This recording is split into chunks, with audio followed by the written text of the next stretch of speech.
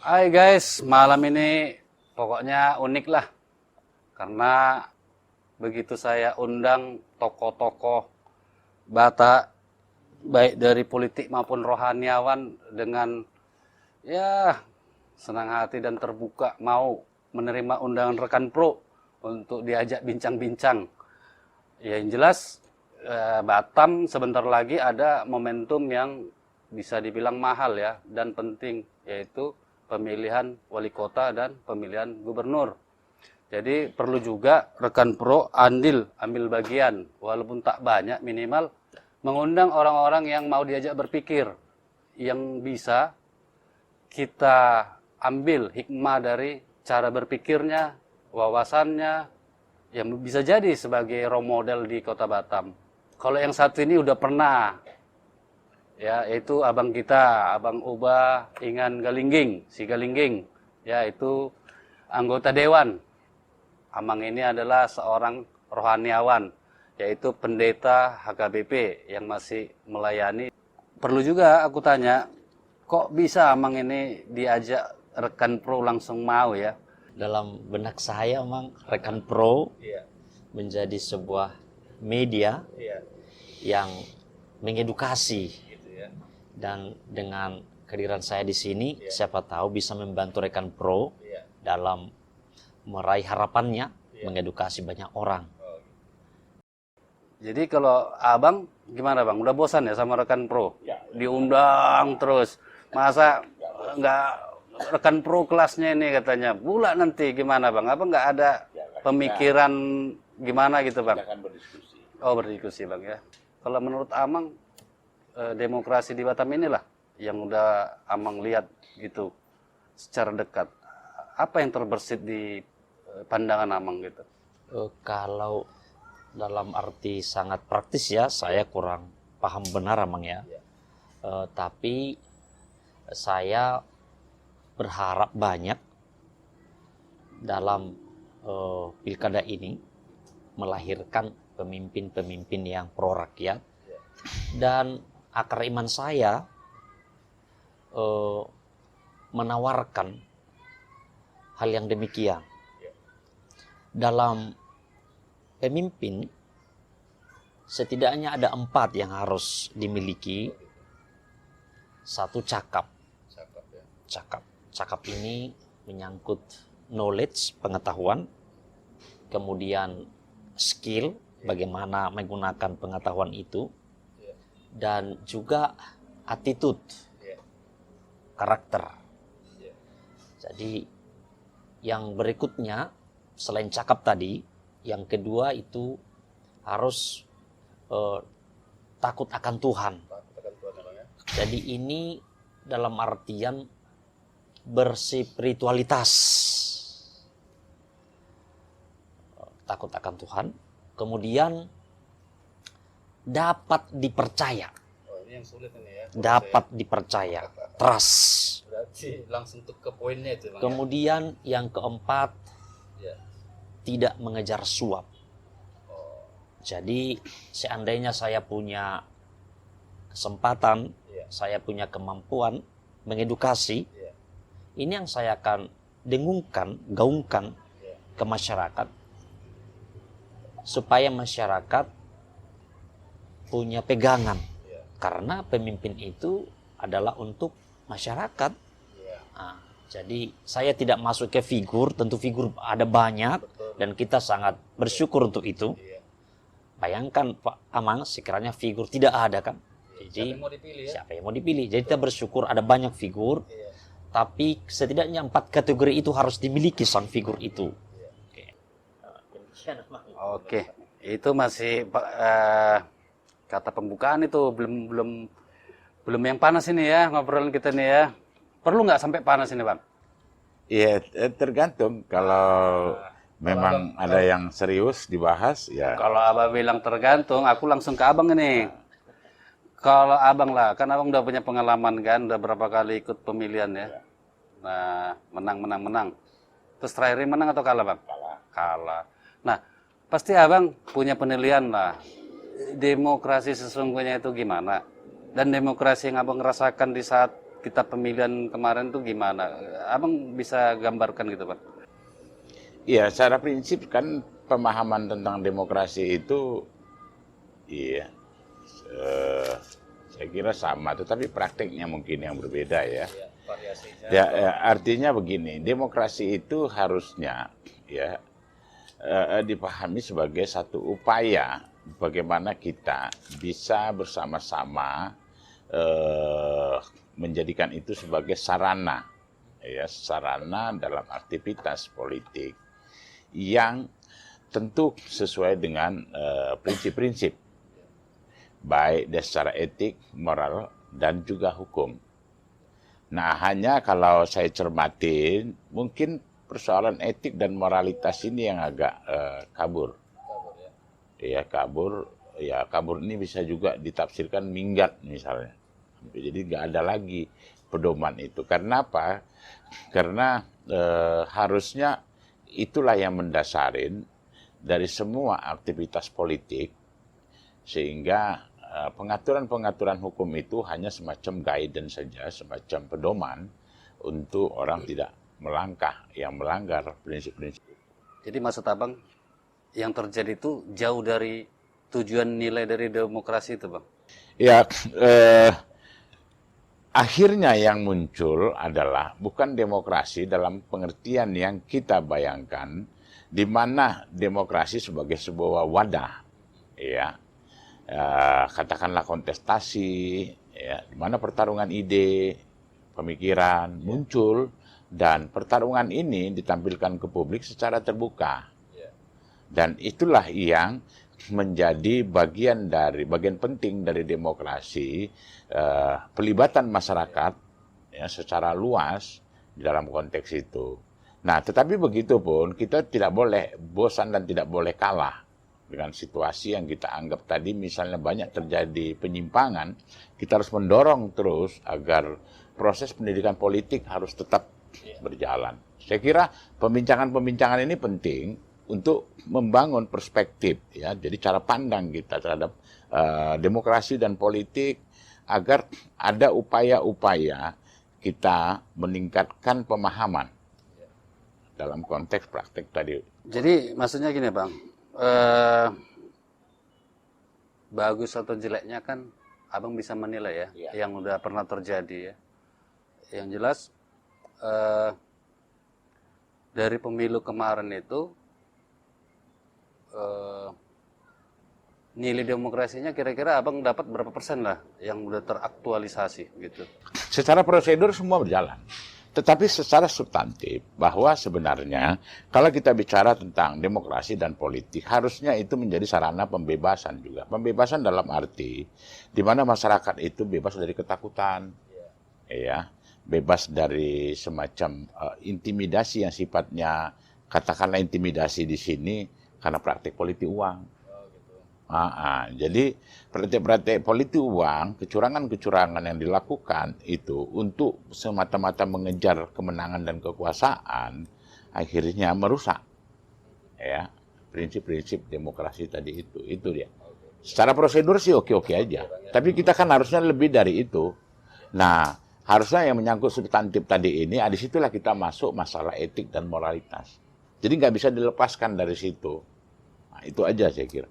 Aku nggak sengaja sih lihat ada postingan Amang mengundang tokoh-tokoh katanya ya, pemuka STM, Marga, baru apa namanya nih, Punguan ya, betul itu Mang? Iya, betul. Nah, terus bisa seorang rohaniawan itu mengundang tokoh-tokoh tersebut untuk hal-hal yang berkaitan dengan politik. Itu dalam benak Amang itu apa yang mendorong atau motivasi apa yang datang ke Amang? Apakah Amang sebelumnya nggak punya pandangan ini akan menjadi polemik di sesama orang kita Batak gitu? Dalam benak saya, Amang, itu adalah tugas panggilan gereja. Kebetulan dalam tahun ini kami menyebutnya orientasi pelayanan bagaimana inklusif. Jadi menjadi gereja yang terbuka dan juga menjadi berkat bagi semua. Dan ada program di gereja yang saya pimpin di bidang diakonia, pelayanan kasih, diakonia kemasyarakatan. Dan salah satu dari program diakonia kemasyarakatan itu memfasilitasi tokoh-tokoh, pemimpin-pemimpin, juga warga sekitar, tidak hanya warga gereja, untuk membicarakan hal-hal yang terjadi di tengah-tengah masyarakat untuk bersama-sama dicarikan solusinya. Tapi dalam hal undangan kami kemarin, undangan saya, lebih tepatnya sebagai pimpinan di salah satu resort HKBP di Kota Batam ini, itu adalah tanggung jawab kami untuk mencoba menawarkan, dalam hal ini memfasilitasi agar mereka bertemu. Karena sebelumnya, tapi saya tidak punya target politik. Target saya bagaimana orang Batak yang adalah mayoritas jemaat kami bersatu. Dalam benak saya, dengan bersatu banyak hal yang bisa dikerjakan bersama-sama. Yang kebetulannya ke depan ini ada pilkada, tapi bukan ini target utama. Tapi bisa juga lah apa yang akan kita capai depan ini menjadi sebuah pintu masuk, ya. Tapi bukan tujuan satu-satunya.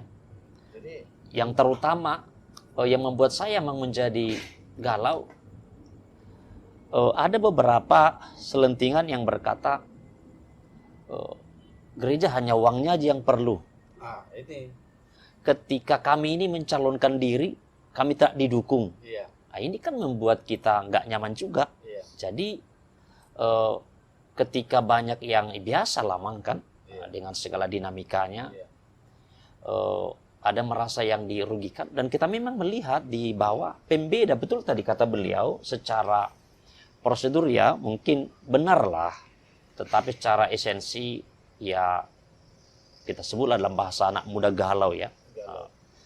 Pembedanya ya hanya itu, togu-togu roh, dan itu membuat sebuah konflik sebenarnya di bawah. Jadi tidak berjalan pendidikan itu, edukasi itu. Memang kita tidak bisa melangkah terlalu jauh soal itu, tapi menurut saya adalah tugas gereja dalam analisis kemasyarakatan. Kalau boleh, ini masih kalau boleh, Mang. Kalau mereka tidak datang, saya mau bilang apa? Nah, itu pilihan, ya? Dalam bahasa kami emang gokon sipai maun, jojo selusa. Dan ketika saya undang, saya juga terkejut. Banyak yang hadir loh, Mang. Saya tidak sangka. Itu menunjukkan bahwa kami tidak bertepuk sebelah tangan. Ada respon, ya? Ada kerinduan untuk bersatu. Bersatu untuk apa? Ya membangun kota ini dengan akar iman dan budaya Batak misalnya, untuk ditawarkan ke tengah-tengah kota ini. Nah, kalau Amang sebagai pengundang yang memberitahu kenapa itu pakai logo atau surat AKBP, nah mereka juga nanti yang punya pandangan negatif bisa terjawab gitu, Mang. Coba Amang jelaskan kenapa kemarin itu waktu Amang undang harus pakai logo AKBP gitu. Oke. Sebelum saya jawab ke sana, soal yang berpandangan negatif, ya biarlah dengan kenegatifannya. Bagaimana saya mungkin mengatur pikiran orang? Dan ada juga yang menelepon saya, tarik itu undangannya karena berkop HKBP. Saya bilang, ya tidak begitu. Saya membuat berkop HKBP karena saya tidak liar, saya resmi, saya ada di sini. Datanglah. Ini rumah kami. Kalau Anda datang, kami senang, dan itulah harapan kami. Mari kita berbicaralah Amang dan Inang. Dan kami buat bukan di gedung loh Amang, tapi di gedung serbaguna. Iya. Kalau kita baca di media sosial sih udah disosialisasikan itu, kita Batam akan melaksanakan pilkada di tanggal 27 November tahun ini, Bang ya. Nah, menurut Abang lah, kita sebagai orang Batak atau Abang pribadi gitu, untuk memilih kepemimpinan itu seharusnya gimana itu, Bang? Iya, baik. Ya tentu pilkada itu adalah sebuah peristiwa politik ya yang melibatkan semua kalangan. Nah, tentu kita berharap akan banyak muncul figur-figur yang tampil menjadi kandidat yang berkontestasi di dalam rangka pilkada. Tapi memang situasi yang kita apa yang kita harapkan tentu situasinya bisa berbeda dengan apa yang menjadi keputusan partai-partai. Secara khusus, saya sih memang melihat bahwa aspek-aspek elektoral itu menjadi penting di dalam kerja politik. Khususnya pilkada, karena itu menyangkut kontestasi. Nah, salah satu aspek elektoral yang berkaitan dengan kaitannya dengan primordialisme, yaitu dengan suku, yaitu suku Batak. Nah, kalau kita lihat secara statistik, suku Batak ya saya kira cukup memberikan pengaruh yang signifikan dengan jumlah sekitar 14 atau 15%. Secara umum, tentu ini menjadi sebuah poin yang menarik menurut saya untuk bisa menjadi bagian dari upaya penguatan demokrasi khususnya dalam pilkada. Saya kira itu pandangan umumnya. Nanti sekarang kutanya dulu sama Amang Rohaniawan. Kepemimpinan itu sebenarnya kriterianya gimana, Bang? Mungkin Amang sebagai rohaniawan bisa memberi gambaran ke pemirsa. Yang pertama menurut saya Amang harus jelas dulu ya, mengapa kita berpemimpin. Jadi pemimpin itu haruslah mendatangkan kesejahteraan untuk yang dipimpinnya. Oke. Seperti gembala yang menggembalakan domba-dombanya, yang membawanya ke padang rumput yang hijau dan air yang tenang. Jadi pemimpin itu adalah untuk semua, bukan untuk diri sendiri atau kroni-kroninya. Jadi dalam Alkitab itu tadi ada 4 yang harus dimiliki. Yang pertama cakap, yang kedua takut akan Tuhan. Yang ketiga dapat dipercaya. Ini yang mahal ini. Yang keempat tidak mengejar suap. Keempat-empatnya nih harus seimbang ini, Amang. Aku kembali ke Abang ini lagi ya. Bang, kita kan orang Batak ini, Bang. Dari yang Abang sampaikan tadi, apakah mungkin orang Batak itu bisa disatukan visi misinya, terutama orang kita Batak di Batam ini, Bang, untuk memilih pemimpin, Bang? Iya, ini menarik karena apa? Pertanyaannya kan tentu memerlukan sebuah kajian sih sebenarnya. Tetapi secara empirik begini dia. Kalau kita bertanya, apakah mungkin orang Batak bersatu? Jawabnya mungkin. Tapi juga bisa tidak mungkin. Hanya saja saya pikir yang penting sebelum kita melangkah ke situ, yang patut untuk kita bahas adalah sebenarnya politik itu apa? Apa yang mau disampaikan? Hal apa yang berkaitan dengan politik? Nah, saya selalu menyampaikan bahwa politik itu menyangkut ide, ya, atau gagasan dan pemikiran. Itu yang mendasarin. Jadi dari sebuah ide, saya punya ide tentang bagaimana politik itu, tadi seperti dibilang, bisa memberikan manfaat, ya, melahirkan pemimpinan yang bisa menjamin kesejahteraan, misalnya. Itu idenya. Terus pemikirannya, tentu harus ada orang yang memiliki kemampuan. Nah, tadi kalau disebutkan 4, cakap ini, misalnya. Itu pemikirannya. Kemudian kita berkembang. Lantas bagaimana kita bisa ikut di dalam konstelasi itu? Nah, tentu dalam pengertian tadi secara elektoral, katakan elektoral, tadi kita bicara tentang suku Batak. Ide ini harus tersosialisasikan.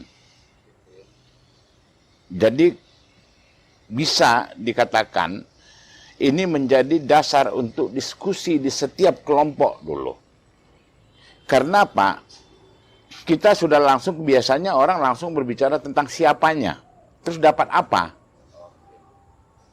Nah, saya menganggap bahwa itu sebuah praktek politik yang sangat-sangat pragmatis. Dengan kata lain, jika kita sudah sepakat bahwa gagasan dan pemikiran kita ini untuk kita dorong bersama, maka inilah dulu yang harus disosialisasikan. Nah, setelah ini disosialisasikan, kita bersepakat, maka kita membuat keputusan untuk melakukan langkah-langkah berikutnya. Nah, setelah ini langkah, maka ada upaya. Saya dalam pikiran saya misalnya, ada banyak hal yang menjadi persoalan juga kalau ini tidak dibahas atau dibicarakan di tingkat kelompok-kelompok tadi ini, seolah-olah nanti pilkada atau pekerja politik ini ya seperti apa yang terjadi, orang pikir ini bagi-bagi sembako, ya bansos, bagi-bagi uang, bagi-bagi ini. Bukan seperti itu. Kita mempertarungkan gagasan, mempertarungkan pemikiran dalam sebuah kontestasi politik. Baru nanti ke depannya kita, langkah berikutnya kita cari orang siapa yang kira-kira yang mumpuni, bisa mengakomodir pemikiran-pemikiran ini. Nah, itu yang pertama. Tentu kalau sudah itu dilakukan, dimungkinkan kita bisa bersatu. Nah, kemudian setelah kita bersatu ini, langkah apalah berikutnya yang harus dilakukan? Ya, membuat komitmen bersama. Maka di dalam pemikiran saya, tidak cukup hanya dengan setelah ada itu, kemudian ada komitmen, kemudian ada pernyataan, tapi juga ada action. Nah, ada pertanyaan berikutnya, setelah bersatu lantas apa? Kan itu. Karena bersatu ini bisa hanya di omongan, tapi tidak ditindakan. Karena kita juga harus menyikapin secara, ini saya bicara secara empirik ya. Karena apa? Jika dia tidak tersosialisasikan sampai ke tingkat menyeluruh, maka akan ada tudingan-tudingan yang sifatnya negatif. Yang kita tahu bahwa politik ini selalu menjadi menjadi sarana ataupun ruang terbuka untuk orang menguji berbagai hal, termasuk tudingan dan tuduhan. Nah, jika memang ini bisa dilakukan secara transparan, maka langkah yang dilakukan berikutnya adalah, saya minta misalnya batasan kelompok ini apa? Marga misalnya. Setelah marga sepakat, bikin pernyataan, kemudian ada kontribusi. Justru yang kita harapkan, saya berharap marga yang memberikan kontribusi dukungan pembiayaan. Jadi kalau aku tangkap dari yang Abang sampaikan tadi, sebelum kita milih seorang pemimpin, kita orang Batak itu harus punya apa yang kita mau, yang kita sepakati. Iya, betul. Baru ini kita cari tokoh mana yang cocok. Itu maksudnya, Bang. Ya. Jadi itu yang kutangkap, Bang. Jadi ya, ini kurasa gagasan yang belum pernah dilakukan, kurasa. Karena saya berangkat dari pemikiran bahwa politik itu adalah pertarungan ide atau gagasan dan pemikiran. Ya. Nah, dari sekian banyak orang Batak, tentu ada yang mampu, yang memiliki katakanlah kualifikasi. Ya. Dan dia akan mengemban tugas. Jadi semacam penugasan ini sebenarnya. Tapi penugasan ini jangan misalnya sudah dia kita tugasin, kita minta lagi uangnya, kita kerjain lagi, lah itu nggak fair. Akhirnya dia habis. Ya, akhirnya bukan seperti yang kita harapkan, kan itu. Maka tadi saya bilang, setelah ada kesepakatan dari marga-marga, maka ditentukan kita sepakat ada kontribusi. Itu bukti bahwa kita bersatu. Nah, misalnya sebutlah nominal 1 juta, 2 juta, 3 juta. Oke, kami akan menyumbang ini. Oke, di situ. Nah, kemudian tujuannya untuk apa? Kan tentu itu. Pertama, untuk memastikan langkah ini bisa berjalan, ya, berjalan dengan baik, dengan prinsip transparansi, tidak menimbulkan prasangka, kecurigaan dan lain sebagainya. Tetapi ada langkah agenda atau tujuan strategis yang saya sebut mungkin istilahnya lebih tepat sebagai langkah ini menguatkan posisi berdiri, ya, standing position orang Batak dan posisi tawar, bargaining position orang Batak di dalam konstelasi politik tadi ini. Jadi kita nggak hanya bisa misalnya menawarkan, oke kami statistik sekian jumlahnya, kami banyak orang sekian-sekian, tapi konkretnya bagaimana? Nah, saya berharap ini bisa dilakukan, karena dengan begitu ada jaminan. Maka nanti para kandidat juga akan menimbang. Dengan kata lain, secara elektoral, ini orang patut diperhitungkan gitu. Ya, kenapa? Jadi step awalnya itu dulu, kita menyiapkan infrastruktur, ya. Baru kemudian nanti suprastrukturnya. Infrastruktur politiknya ini di dalam konteks tadi elektoral tadi ini Batak tadi ini, artinya bangsa Batak ini. Kita siapkan dulu. Nah, suprastrukturnya menyangkut soal siapa orangnya, bagaimana kita memutuskan orangnya ini nanti. Jadi dua hal. Jadi yang terjadi sering itu dibalik. Disebut dulu orangnya. Baru dibahas dia mau ngerjain apa. Harusnya ide dulu sampai. Ya. Jadi gagasan dan pemikiran tadi ini yang saya sebut sebagai bagian dari infrastruktur politik yang akan mendorong lahirnya nanti penguatan dalam segi suprastrukturnya. Suprastruktur ini orangnya. Jadi ada dia punya, kalau dia tahu. Nanti dengan sendirinya orang itu akan tahu dia ukurannya, dia akan diuji. Nah, kita belum lagi bicara tentang uji publik.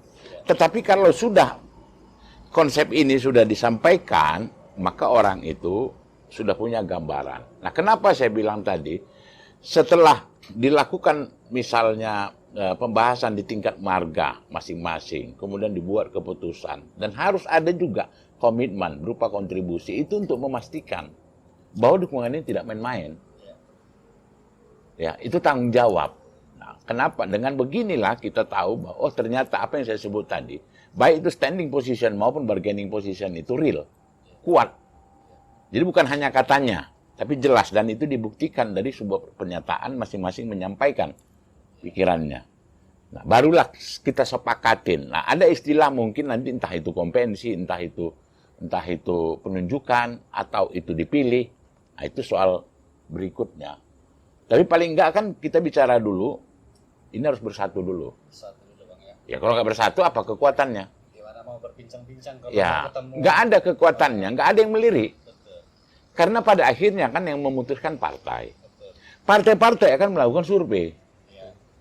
Si A, si B, si C. Jadi ada beberapa jenis surveinya. Orang, kemudian juga latar belakangnya. Kelompok ini itu disurvei. Nah, kita kalau misalnya kita mau bicara tentang bangsa Batak, apanya? Dari segi apa kita kuat untuk disurvei? Kan harus ada parameternya. Berarti dari soliditas. Ya, dari komitmen, dari ini. Nah, itu clear. Supaya ada nilai jualnya. Nah, itu maksud. Untuk seorang pemimpin yang cakep ini kan perlu juga kita dapat wejangan lah dari Amang Rohaniawan, Amang Sinaga. Cakap ini kan Amang tidak dengan tiba-tiba ya. Iya. Jadi ini akan kalau konteks aslinya, carilah di antara kamu pemimpin 10 orang, pemimpin 100 orang, pemimpin 1000 orang, dan seterusnya yang cakap. Jadi yang membuktikan dia cakap, yang menyatakan dia cakap bukan dirinya, tetapi rekam jejaknya, rekam jejak di Aktual kelakuannya, kehidupannya, ya. disaksikan, dialami oleh umat itu sendiri. Katakanlah kita orang Batak di Batam ini. Jadi tidak ujuk-ujuk cakap itu muncul. Kemudian tentu dengan segala pengalamannya. Bagaimana dia bermasyarakat, bagaimana dia berusaha, itu juga membuktikan bagaimana di tengah-tengah keluarga. Jadi cakap ini dalam arti sangat luas. Dan ini menjadi sebuah nilai yang tidak boleh ditawar, karena kalau berani orang Batak untuk menawarkan yang terbaik dari mereka, ini kan nanti akan dinikmati oleh banyak orang. Itu tadi mendatangkan kesejahteraan di kota ini. Jadi dia dari tengah-tengah Batak bukan hanya untuk orang Batak, tapi untuk semua. Ya. Jadi cakap itu setidaknya harus diuji dalam rekam jejaknya. Dalam bahasa Batak sebenarnya mah, haposan di nautik, haposan di nagudang, kira-kira begitu. Jadi dia dapat dipercaya dalam Segala keadaan lah ya. iya. Nah, gimana Bang? Jadi apa yang dibahas tadi ini kan lebih merupakan sebuah persyaratan dasar. Iya. Dan itu nanti saya pikir juga di samping masalah hal-hal yang berkaitan dengan leadership, tetapi juga menyangkut soal etik dan moralitas. Iya, termasuk misalnya dapat dipercaya. Karena kan di undang-undang nggak ada disebutkan orang itu bisa dipercaya, enggak. Nah, itu diatur dari sisi lain, itulah etik moralitas. Karena kalau kita baca undang-undang syaratnya kan umur sekian, sehat jasmani, nah, ini nggak ada di situ ditulis bisa dipercaya. Maka apa yang disampaikan Amang ini menjadi penting buat kita, karena apa? Inilah menunjukkan bahwa politik itu sebenarnya kerja otak, bukan kerja otot. Dia untuk mencerdaskan, bukan untuk mengenyangkan. Jadi antara politik sebagai kerja otak dan politik dalam konteks kepentingan perut. Nah, apa yang dibicarakan tadi ini lebih kepada otak dalam arti membebaskan kita justru dari berbagai hambatan-hambatan yang tujuannya untuk mensejahterakan. Nah, syarat itulah yang dipenuhi harusnya. Kita bahas pun ternyata waktunya kan udah singkat ini Bang. Apakah mungkin ide-ide Abang itu bisa terrealisasi dalam waktu singkat ini, khususnya kita orang Batak ini, untuk menjadi satu dan kebulatan untuk menciptakan gagasan atau pemikiran yang seperti Abang utarakan tadi lah. Ya. Kalau melihat dari langkah-langkah, katakanlah dari durasi waktu, memang waktunya sudah sangat sempit. Tetapi dari 2 kali pertemuan, di pertemuan pertama yang digagas oleh Amang Sinaga saya ikut. Iya, dan yang kedua saya tidak ikut. Seharusnya bisa dengan langkah yang sistematis.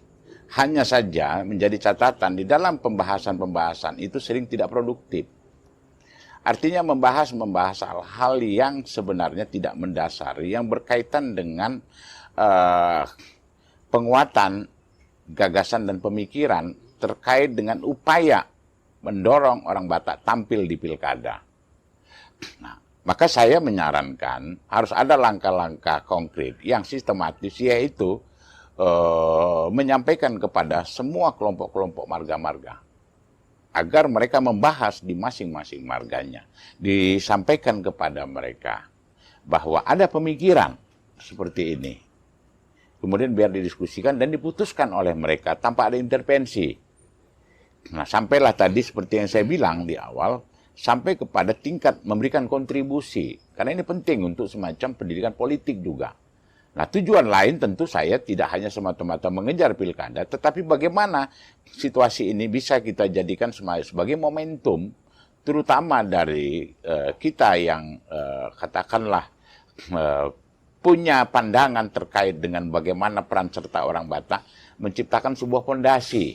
Untuk siapa? Ya, for the next generation. Untuk generasi berikutnya. Kalaupun misalnya kita di sini tidak memungkinkan untuk bisa tampil, misalnya, tapi generasi berikutnya dia sudah punya semacam fondasi untuk ke situ. Nah, itulah sebabnya harus ada kemauan bersama. Jadi jangan hanya misalnya oke bersatu tapi tidak ada actionnya. Nah, untuk jangka pendek inilah, mungkin Abang bisa gambarkan action apa yang harus dikerjakan supaya andilnya orang kita Batak itu nyata gitu, Pak. Oke. Nah, di pembicaraan yang saya ikutin, sepakat mendorong ya orang Batak tampil. Kan itu, siapapun nanti yang ditunjuk. Mendorong. Kemudian langkah berikutnya harusnya sudah lebih mudah. Tinggal bagaimana proses konsolidasi ke kelompok-kelompok marga tadi ini. Karena kuncinya di marga. Karena kalau kita bicara Batak itu ada di punggungan marga kan. Nah, tinggal seberapa cepat speednya ini untuk dilakukan ke sana. Oleh karena itu tadi saya bilang harus dihindarin dulu dialog-dialog atau pembicaraan yang tidak produktif. Karena di satu sisi kita berhadapan dengan situasi dikejar waktu bagaimana kita bisa ikut tampil. Di sisi lain kita juga ditantang untuk bisa memberikan semacam semacam pemikiran yang kuat menjadi pondasi ke depan. Nah, dengan kata lain saya mau sampaikan untuk taktis dan strategis itu dua hal yang berbeda. Untuk taktis maka kita lakukan dalam waktu dekat, maka dikasih deadline waktunya. Timeline sudah ada. Nah, sekarang deadline-nya kapan nih? Katakanlah dia sebelum akhir April sudah ada jawaban dari marga-marga, dan itulah yang disampaikan kembali ke para kandidat. Siapa yang berminat, silahkan. Itu untuk kandidat ya Bang ya? Ya nanti itulah modalnya kandidat tadi. Jadi kan sudah ada, jangan kita misalnya dorong orang tapi nggak ada dukungannya. Nggak, di samping dukungan politik tadi yang diputuskan oleh marga-marga, tapi harus dikuatkan sebagai komitmen. Nah, kenapa komitmen ini? Dalam bentuk misalnya dukungan finansial ataupun dukungan materi. Sebagai bukti bahwa kita sepaham dengan gagasan dan pemikiran itu. Jadi yang mau diperjuangkan, karena yang mau diperjuangkan gagasan dan pemikiran, maka semua harus bertanggung jawab. Artinya apa? Saya misalnya, kalau saya ditanya, siap? Saya mampu, tapi saya siap? Enggak. Maka saya akan cari orang yang kita sepakat gagasan saya, punya pikiran saya, dia harus melakukan ini. Kalau kriteria tadi sudah disebutkan, terus teknisnya apa yang mau dilakukannya ini, kita sepakat. Maka dia itu representasi saya. Nah, kalau dia representasi saya, maka saya berkewajiban untuk mendukung secara maksimal agar orang ini bisa mengikuti kontestasi dan memenangkan kontestasi, atau setidaknya dilirik. Aku tanya dulu sama Amang Pendeta. Kira-kira peranan rohaniawan untuk memutuskan pilihan, menyatukan visi misi, peranannya itu ada nggak sih? Peranannya menurut saya Amang sangat banyak dan sangat penting. Dalam hal ini adalah akar. Kalau beliau tadi sebut etik, saya punya akar. Memang tidak kelihatan akar dalam sebuah pohon ya, Mang. Yang dilihat orang kan buahnya, bunganya, daunnya, rantingnya, pohonnya. Tapi sehat tidaknya pohon itu sangat tergantung dari akar.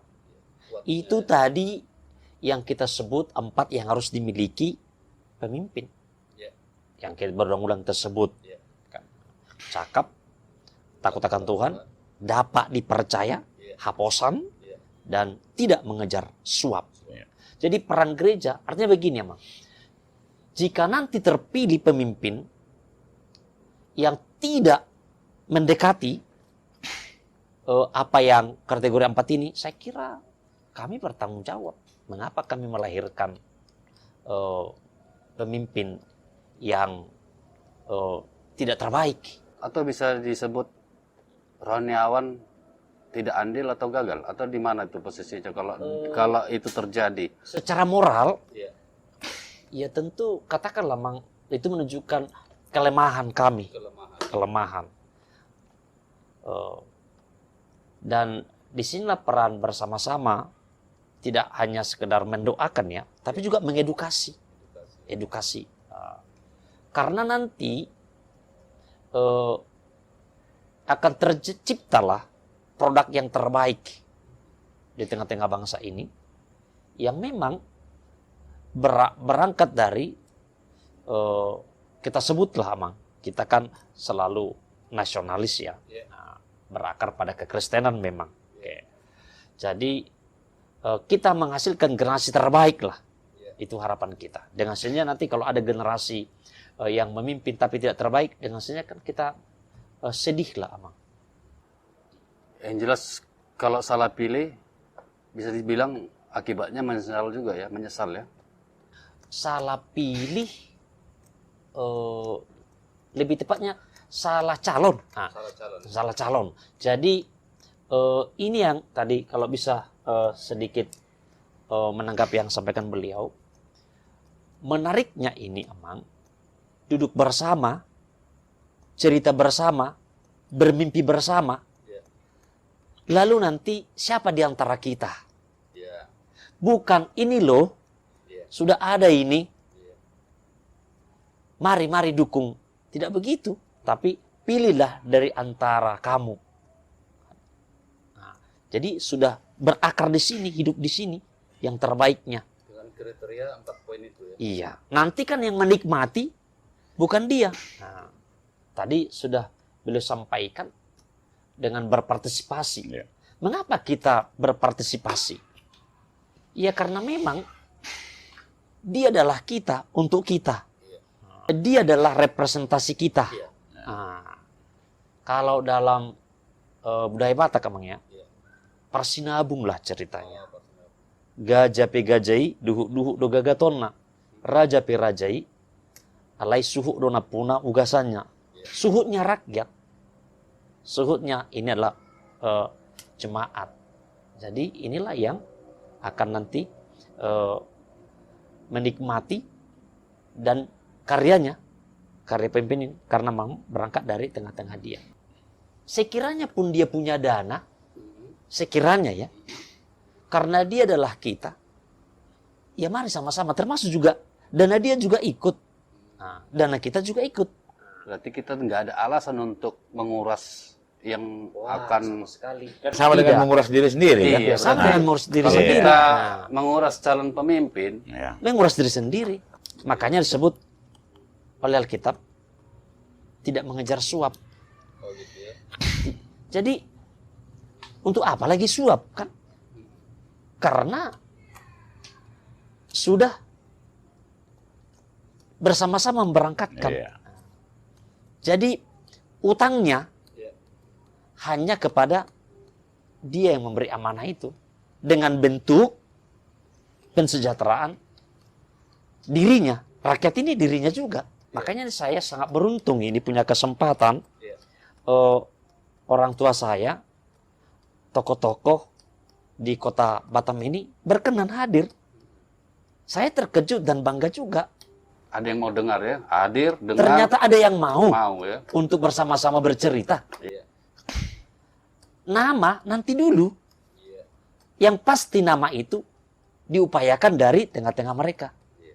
Hasil dari Iya. kumpulan pemikiran Iya. itu ya. Kalau ternyata tidak mempribadi di antara 200.000 ini, diperkirakan 200.000 orang Batak di kota ini, ya tidak apa-apa. Dari rekan-rekan yang lain. Tidak mesti harus dari orang Iya. Batak ya. Iya. Bagi orang Batak itu, semuanya raja. Iya. Orang lain juga adalah raja. Raja Naro. Iya. Gitu kan, Bang? Nah, dengan Sahuta. Iya. Nah, jadi, tapi jika memang ada di tengah-tengah kita dan juga terbaik, apa salahnya kita tawarkan ini? Iya. Nah, kita berharap orang Batak ini tidak hanya orang Batak yang memilih, Ya, karena memang dia datang dari nilai-nilai universal. bukan secara kesukuan ya.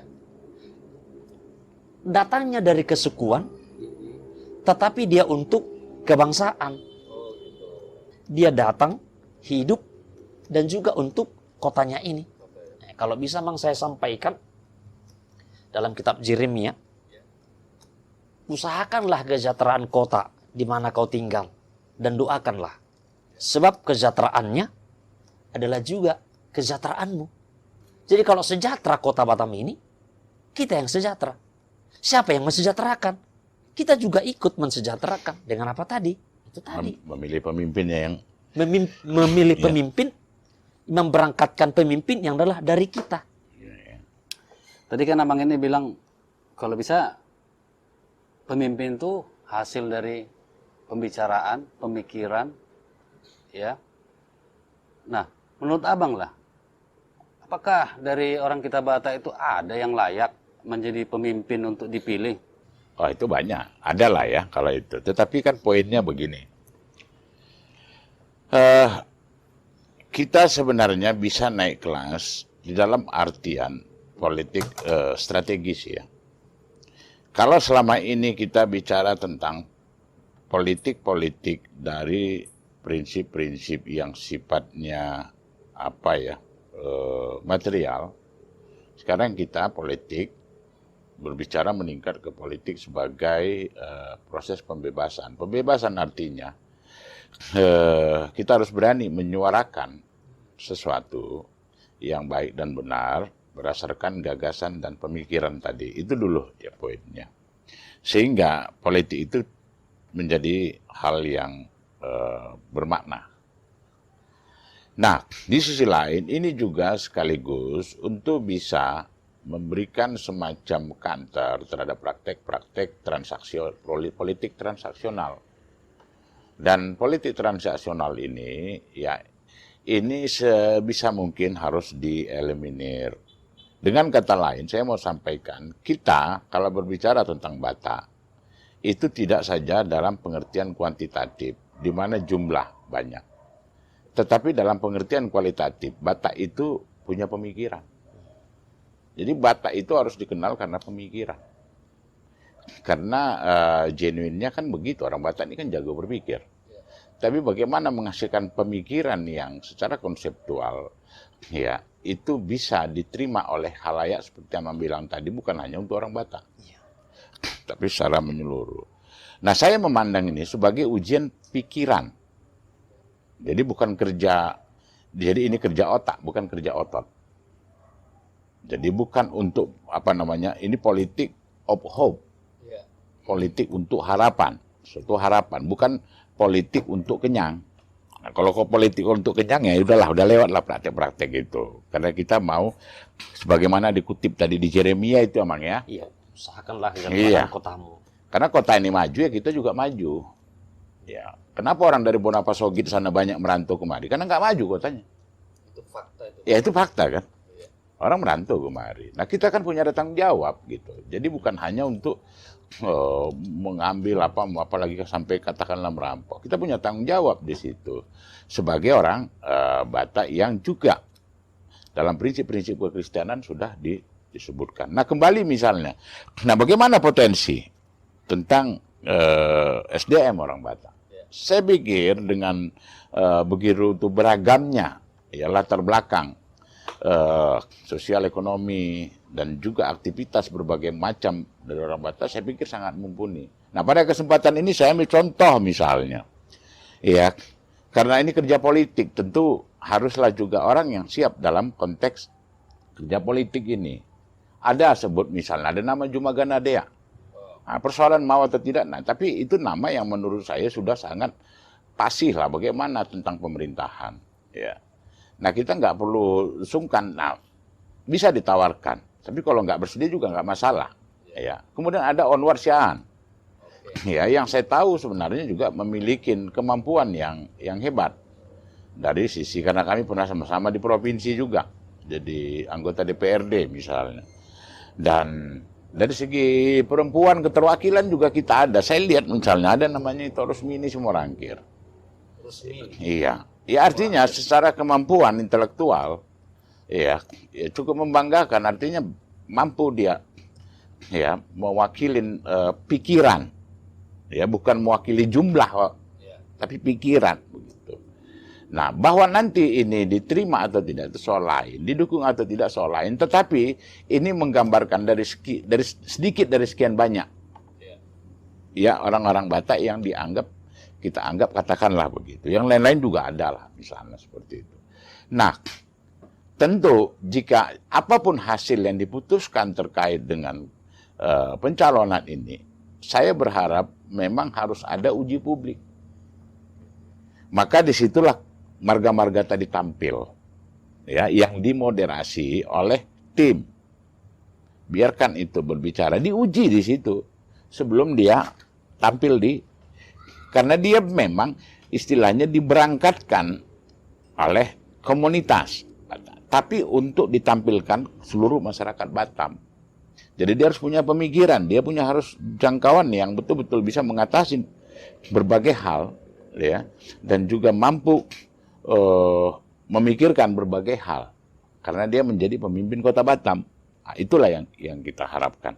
Jadi bukan bicara tentang Bonapasogitnya, kampungnya, bicara tentang latar belakang bahwa saya dari paguyuban ini, makanya saya begini. Nggak, itu udah mundur kita itu. Ini harus lebih pemikiran ke depan ya Pak? Ya sudah, dia istilahnya sudah maju ke depan, bukan lagi dia mundur ke belakang. Udah itu artinya mau organisasi ini enggak lagi, dia sudah menjadi milik publik, begitu. Itu pandangan saya. Jadi pemirsa, memang banyak yang bisa kita ceritakan, banyak yang bisa kita bahas. Tapi untuk malam ini kita sudahi dulu. Tapi sebelum kita sudahi, kita minta closing statement dari abang kita, Abang Uba Galingging. Buat seluruh pemirsa ya, yang menyaksikan acara ini, bahwa diperlukan sebuah keberanian untuk melakukan langkah-langkah yang di dalam konteks politik itu berbasis pemikiran. Nah, disinilah demokrasi itu kita maknain sebagai sebuah proses di mana ide atau gagasan dan pemikiran diuji. Dan melalui ini juga perlu ada upaya edukasi kepada seluruh lapisan masyarakat, sehingga apa yang menjadi tujuan-tujuan politik itu bisa bermanfaat bagi semua masyarakat, bukan hanya untuk satu kelompok.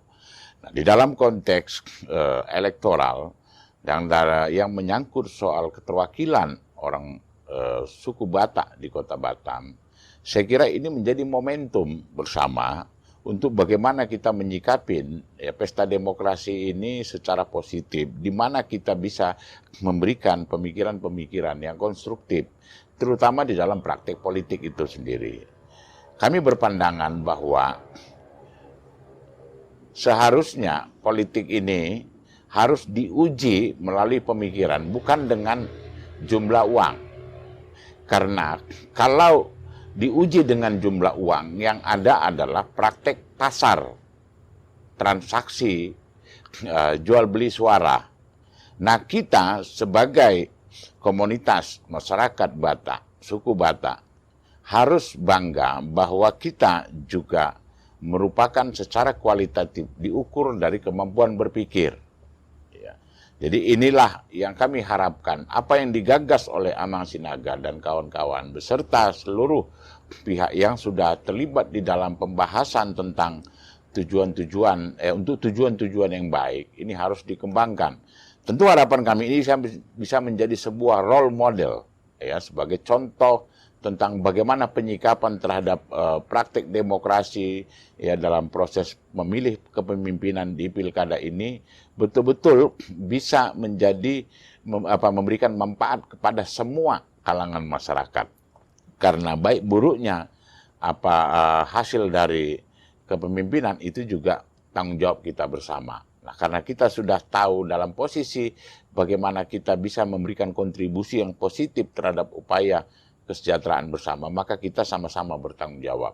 Nah, inilah harapan kami, sehingga ke depan apapun yang menjadi langkah-langkah kita, apapun menjadi strategi, termasuk strategi, harus bisa katakanlah mendapat dukungan dari semua kelompok masyarakat, sehingga legitimasi kultural, karena ini menyangkut soal suku Batak, maka diperlukan ada kekuatan legitimasi kultural dari seluruh bangsa Batak yang ada di Kota Batam.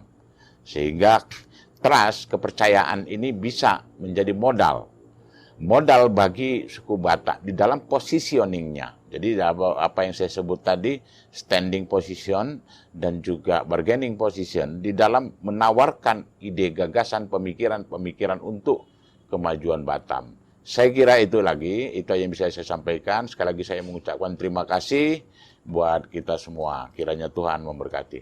Pasti kita juga perlulah siraman rohani dari Amang Pendeta. Mungkin Amang Pendeta kasih closing statement buat pemirsa Rekan Pro. Adalah tanggung jawab kita sebagai warga negara untuk memberikan yang terbaik dalam hal ini untuk kota kita. Untuk itu, sebagai orang Batak yang menurut saya, keyakinan saya adalah karunia Tuhan. Kita bersama-sama dengan saudara-saudara kita sebangsa dan setanah air bersama-sama di kota ini. Karenanya dengan bersatunya orang Batak untuk menawarkan yang terbaik dari antara kita dan untuk kemajuan bersama di kota ini, itu bagian dari garam dan terang. Jadilah berkat juga di kota Batam yang kita cintai ini. Terima kasih. Oke. Terima kasih buat Abang Uba Ingan Galingging. Terima kasih juga buat Amang Pendeta Lisker Sinaga STH ya. Jadi malam ini kita cukupkan ya pemirsa ya. Semoga sedikit banyak bisa memberi satu wacana, tetap pemirsa menjadi penilai mana yang terbaik. Yang jelas niat kami adalah niat baik. Oke pemirsa, sampai ketemu di podcast berikutnya. Horas. Horas. Horas. Iya.